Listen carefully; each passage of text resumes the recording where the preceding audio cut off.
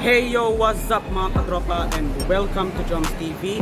Tara, magsa-sightseeing tour na naman tayo dito po sa LRT Line 1 Cavite Extension Project featuring itong tatlong istasyon ng Asia World, MIA, and Redemptorist as of October 2023.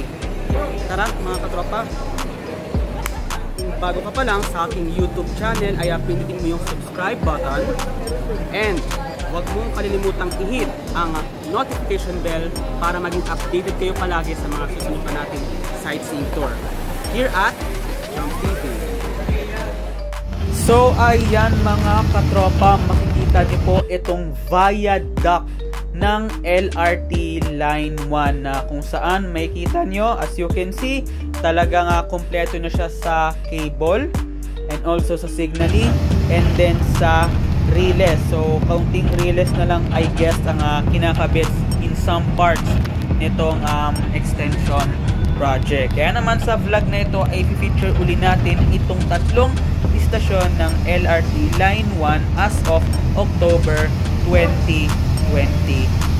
At number 1 sa mga istasyon na ating i-feature sa ating vlog ay itong Asia World Station dito po sa may Parañaque Integrated Terminal Exchange na kung saan makikita niyo po halos kompleto na sa canopy, kinakabitan na lang siya ng bubong, finishing touches na lang sa interior, especially sa mga escalators, shops, comfort room, and lounges and so on and so forth.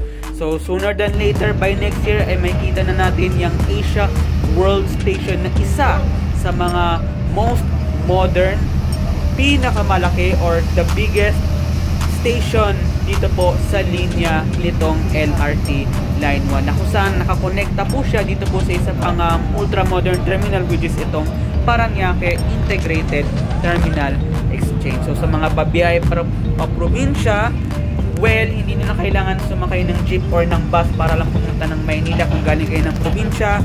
Sumakay na po kayo dyan po sa may LRT Line 1. And also mga katropa, habang dumadaan may kita niyo po itong napakagandang skyline ng Entertainment City dito po sa may Parañaque na kung saan maraming mga hotels, casinos, resorts at iba pa ang makikita nyo dyan. Kaya naman mga katropa ay number 2 sa ating feature na istasyon sa ating vlog ay itong MIA Station, ayan, or Manila International Airport Station. As you can see, makikita nyo talagang ay finishing touches na lang din ang kailangan, especially sa interior work. So pinapaganda yung kanyang loob. Maraming mga shops, lounges, and so on and so forth ang makikita nyo po dyan po sa may MIA Station. So once na matapos po yan at maging operational ay talagang napakagandang istasyon po yung MIA Station na yan. Kaya nga pala guys, tinawag ng MIA Station dahil nakakonekta po siya or adjacent po siya sa old MIA roads or sa may ilalim nitong Nayax. Kung galing kayo ng Cavite at kakanan po kayo.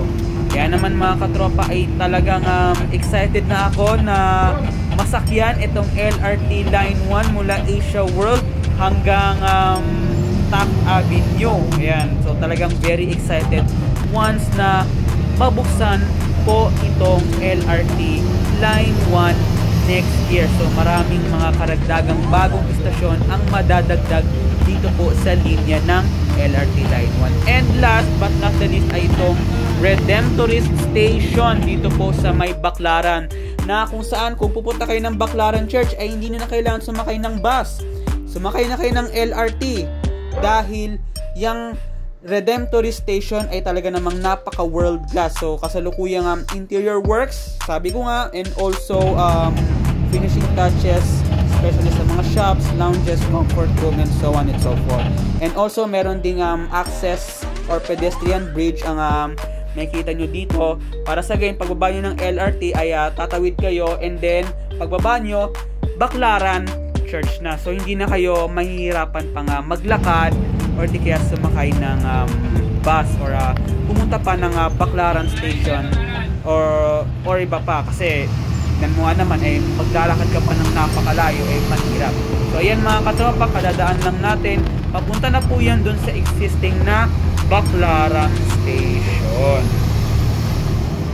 And syempre mga katropa, makikita nyo po, yan po yung Vito Cruz Station na kung saan yan na rin po yung existing line nitong LRT Line 1. Kaya naman mga katropa, mark your calendars because by next year ay finally ay masasakyan na natin or may experience na natin ang world class na extended line nitong LRT Line 1 mula Redemptorist hanggang Dr. A. Santos. Kaya naman mga katropa, tutok lang kayo sa mga susunod pa nating sightseeing update here at Joms TV. So thank you very much po sa inyong lahat.